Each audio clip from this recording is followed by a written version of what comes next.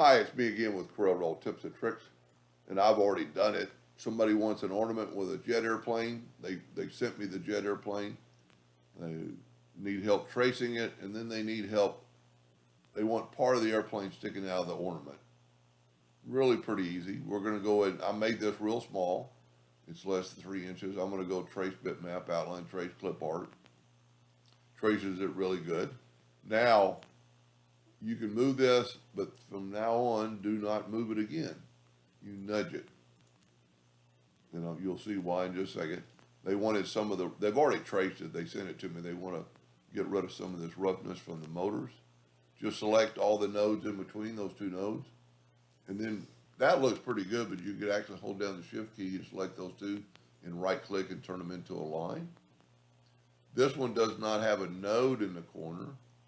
So you could do two things. You could double click and make a new node and then select all the nodes in between. And you could actually move that node up a little bit. Select that one, hold down the shift key and select that one, right click and turn it into a line. Now we've messed this engine or into the wing up, so we're going to add a little, and then just, delete some nodes you do not need, make it a little bit better. Nodes between two straight nodes don't need to be there. Like that node doesn't need to be there. You could actually get rid of that node. You don't need to take too many away, but you'll get smoother cuts. And that actually looked better before. Now, take this and hit P and put it at the center of the page, and we're going to take an ellipse. And there's several ways you could do this, but I find it easier. Let me just do it the easiest way. Select them both and use your boundary tool. I've got my nudge set on 3 inches. I'm going to nudge it out of the way. There's my boundary for my airplane to stick out. But we want it past the airplane, so we're going to go to Effects, Contour. Contour the outside just 0.1 with rounded corners, and you get that. Go up to Object. We'll go up to Select It All. Go up to Object, Break Contour Apart. Grab that outer one and nudge it over. And right-click your mouse and make sure it's a hairline. Now, we don't want to move that, but see what happened when we take the airplane and move it over and turn it black, take away the outline so it will not cut. Now, this is the kind of the part they're having trouble with, getting text to path to work on this particular path because it's not really a path in a way.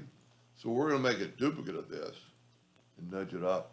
I'm going to go ahead and just nudge up the whole thing again. Don't need that airplane.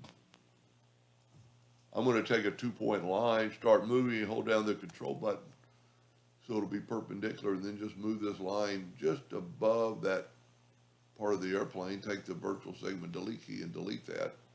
And I think I've got a little bit too much. I do not want that.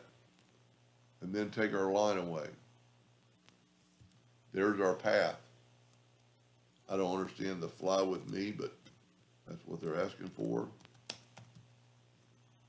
That's about the right size. We want it on the inside.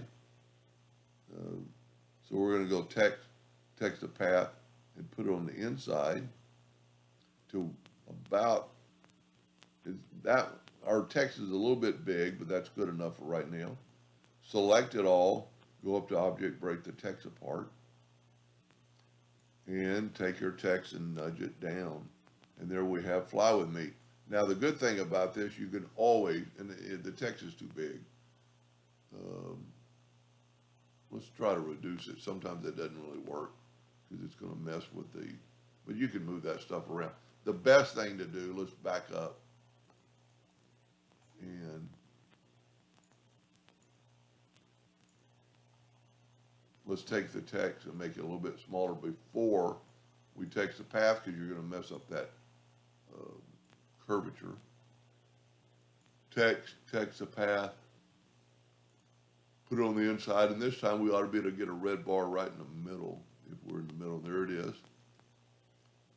Select it all, go up to Object, break the text apart, grab the text and nudge it down. and we have it. Now the good thing about this, because it's still that same shape, we can start moving it down, actually hold down the control button. Now we need to make a eyelet on it, so we're going to take that one and move it over. It would really be better to work from the center of the page, but it's pretty close.